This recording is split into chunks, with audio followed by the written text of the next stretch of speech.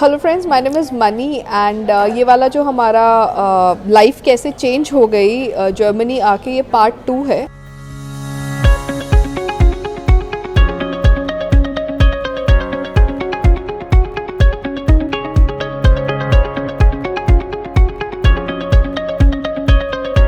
तो पार्ट 1 में हमारे साथ अजय भी थे, बट उनको यूनिवर्सिटी के किसी काम से जाना पड़ा, तो अब पार्ट 2 में आप हैं हमारे साथ। अब हमारे 2 टॉपिक्स उसमें रह गए थे जो बहुत इंपॉर्टेंट टॉपिक्स हैं। प्लीज़ आप इस वीडियो को देखने से पहले पार्ट 1 पक्का से देखें, क्योंकि उसमें हमने बहुत इंपॉर्टेंट 2 पार्ट्स के बारे में डिस्कस किया है। तो जो ये हमारा 3rd पार्ट और 4th पार्ट है, ये हमारा डिप्रेशन और होम सिकनेस से रिलेटेड है, और यहाँ पे उस सब चीज़ों को हम कैसे ओवरकम कर सकते हैं, यूनिवर्सिटी कैसे हमें सपोर्ट करती है ओवरकम करने के लिए, ये हमारा इसमें टॉपिक रहेगा। तो प्लीज़ आप बताएं कि आपका एक्सपीरियंस क्या कहता है और आप औरों को क्या सजेशन देंगे।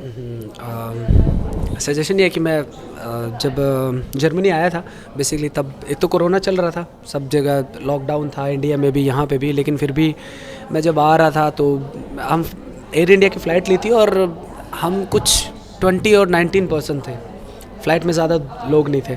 और मैं एकदम जर्मनी में, एयर इंडिया में, पूरी एयर इंडिया अरे वाह, वेरी गुड। आराम से सोते, आराम से मैं 3 सीट पे जो विंडो वाले थे उस पर आराम से लेट के आया। ओके। सो जब एयरपोर्ट से मैं जब बाहर निकला, सो पहले तो यहाँ का जो वेदर था वो बहुत ही अलग चेंजेस लगा ना। मतलब स्काई बहुत साफ था, क्लियर था, अच्छी हवाएं, सुकून लगा। और ठंड थी उस टाइम पे, तो फील हो रहा था कि ठंड है, या एयर अच्छी है, एयर क्वालिटी अच्छी है यहाँ की, और जो वेदर है वो बहुत साफ़ है। लेकिन फिर समझ में नहीं आया कि कहाँ जाना है, तो फिर वैसे थोड़ा सा स्ट्रगल किया। फिर अपने हॉस्टल पहुँचा, जो मेरी प्राइवेट मोनुंग थी वहाँ पे पहुँचा, और वहाँ पे जो मेरा हाउस मास्टर था वो आया और कुछ फॉर्मेलिटीज़ की और हो गया। सो उसके बाद मतलब वो काइंड ऑफ हॉस्टल ही था, लेकिन कोई दिख ही नहीं रहा था ना, कोई भी स्टूडेंट दिख ही नहीं रहा था। मेरा जो नेबर था उसको पता ही नहीं कि मैं कौन हूँ, मैं कहाँ से आया हूँ, मैं कौन सी कंट्री से बिलोंग करता हूँ, जबकि किचन कॉमन थी। फिर भी स्टूडेंट के साथ इतना इंटरेक्शन नहीं हो पाता था। और आपको पता है कि मैं इंडिया से हूँ, तो हमारी फैमिलीज़ काफ़ी बड़ी होती है ना, पापा मम्मी चाचा बुआ ताया, बहुत से लोग होते हैं। यहाँ पे आके शुरू में तो बहुत एक्साइटमेंट लग रहा था कि वाह जर्मनी आके है, सो नाइस, सो कूल। लेकिन जैसे ही 10 दिन हुए, वो जो आपके अंदर एक खालीपन है वो दिखने लगता है आपकी हर चीज़ में ना, आपके काम में, आपकी ज़िंदगी में, आपकी लाइफ में। और वो बहुत ज़्यादा फील भी होता है और दिखाई भी देता है। हर जगह आपको लगेगा कि बहुत ज़्यादा लोनलीनेस है, क्योंकि एक तो पॉपुलेशन इनकी बिल्कुल कम है, तो लोग दिखाई नहीं देते। मैं विंडो के बाहर ऐसे बस बैठा रहता था कि शायद कोई दिखे, शायद कोई दिखे, नहीं दिख रहा था कोई। सो ये बहुत सारी चीज़ें होती हैं जब आप पहले अराइव करते हो। तो मेरा इसमें सजेशन है कि जब आप आते हो जर्मनी में, तो थोड़ा सा सॉलिटरी स्पेस में रहने की कोशिश करो एटलीस्ट। ऐसा नहीं कि घर वालों से बिल्कुल ही अलग हो जाओ, लेकिन थोड़ा सा कोशिश करें आप यहाँ आने से पहले, क्योंकि यहाँ आप जब स्टार्टिंग में आते हो तो लोग इतना इंटरेक्शन नहीं करते। हाँ, इसमें लैंग्वेज का एक प्लस पॉइंट है। अगर आपको लैंग्वेज आती है तो लोग आपसे इंटरेक्शन करेंगे, लोग आपसे बात करेंगे। अगर आपको, इसलिए शायद आपने इसीलिए हमने फर्स्ट वीडियो में यही बात करी थी कि आप बेसिक लैंग्वेज करके आना।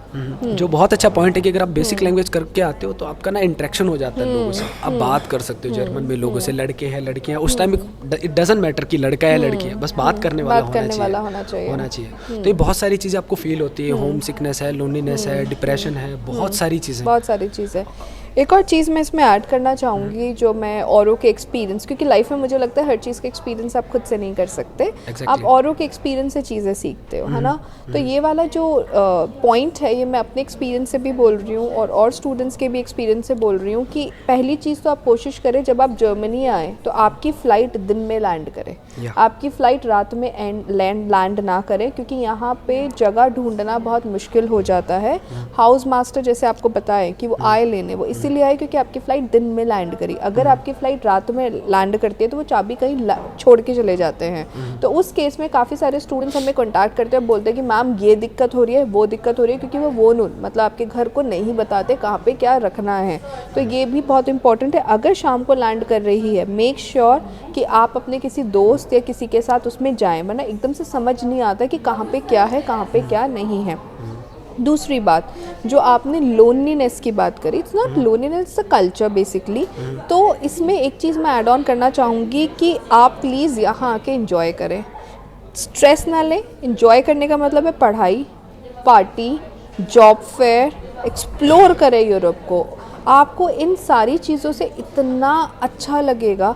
अगर आप पूरा टाइम पढ़ाई करते रहेंगे और आप यूरो में खर्च कर रहे हैं, उसको INR में ना कन्वर्ट करें, वरना आपको एक अलग डिप्रेशन होगा कि हम इतना खर्च करें। कोई बात नहीं, आप खर्च कर रहे हैं तो उतना कमा भी लेंगे 2 साल बाद। तो ये इम्पोर्टेंट समझना है कि अगर आप 2 साल में 20 लाख खर्च कर रहे हैं और अगर आपकी जॉब लगती है तो आपके हाथ में वो 40 लाख आना है, है ना। तो उस चीज़ को वहाँ पे सोचें कि हाँ, आपको मूवी थिएटर भी जाना है एंजॉय करने, आपको पास में जितनी भी कंट्रीज़ है, नेबरिंग कंट्रीज़ है, वहाँ पर भी जाना है। आपको नहीं पता रास्ते में कौन मिल रहा है, कहाँ पे आपकी क्या चीज़ स्ट्राइक कर जाए। तो ये सारी चीज़ें थोड़ा डिप्रेशन कम करती हैं और आपके दोस्त बनते हैं। और यूनिवर्सिटी जो डिप्रेशन, जैसे आपकी यूनिवर्सिटीज़ जो सपोर्ट करती हैं इन सारी चीज़ों को, उसको हम अभी बाद में डिस्कस करते हैं।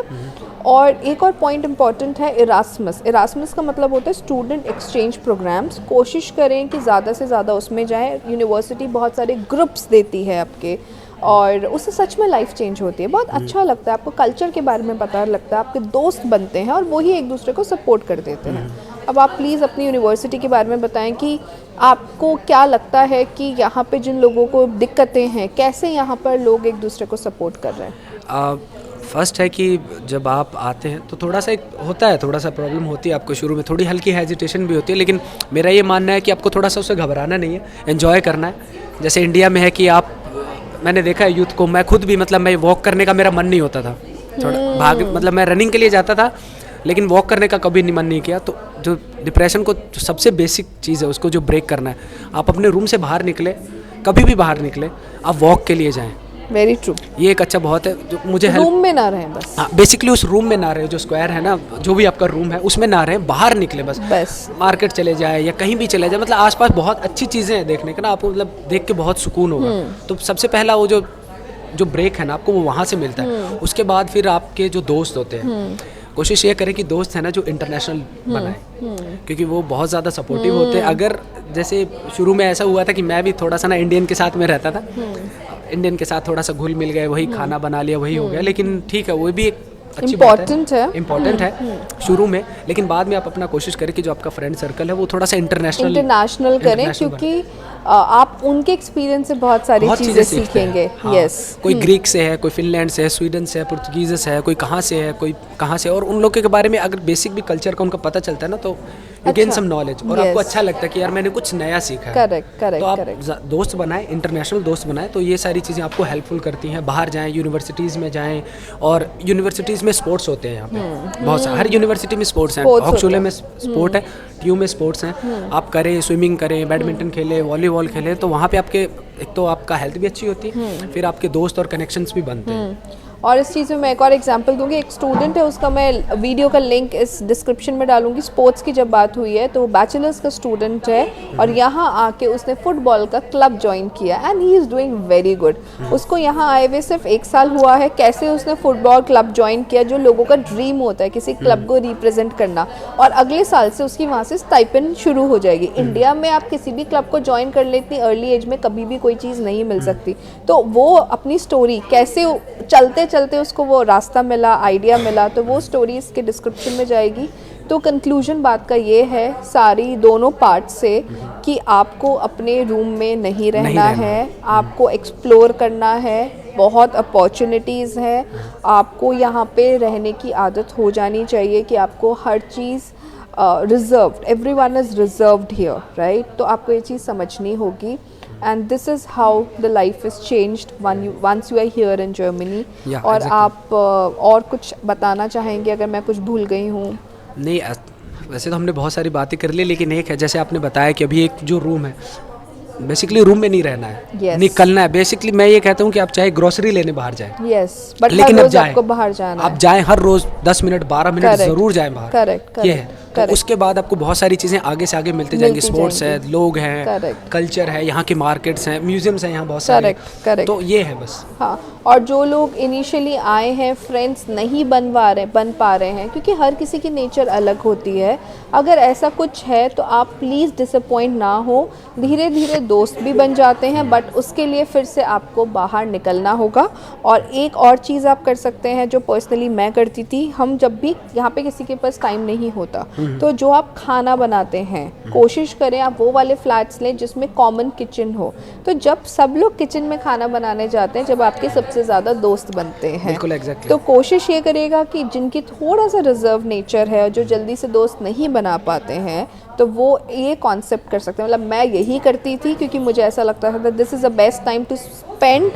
और जब भी आप कुछ कुक करते हो तो आप अपने और भी फ्रेंड्स को शेयर कर सकते हैं, उससे भी एक आपका अलग सोशल नेटवर्क बनता है। हाँ, इसमें एक छोटा सा ये है कि जब आप शुरू में आते हो, कि मैं मानता हूँ कि थोड़ी सी होती है प्रॉब्लम ना, मुझे हुई थी, मैं जो बता रहा हूँ एग्जैक्टली हुई थी कुछ मंथ्स, लेकिन कोई नहीं था जानने वाला। लेकिन अब 1-1.5 साल या 2 साल के अंदर मैं हर कंट्री से मेरे दोस्त हैं, स्वीडन से है, जर्मनी से है, पाकिस्तान से है, इंडिया से है, बांग्लादेश से है, ग्रीक से है, काफ़ी बहुत सारे मेरे दोस्त हैं ना। अब तो बस ये है कि आपको हिम्मत नहीं हारनी है। ऐसा नहीं होता, ये एक लर्निंग प्रोसेस है, मुझे लगता है। जो मेरे साथ हुआ, मुझे उससे बहुत कुछ सीखने के लिए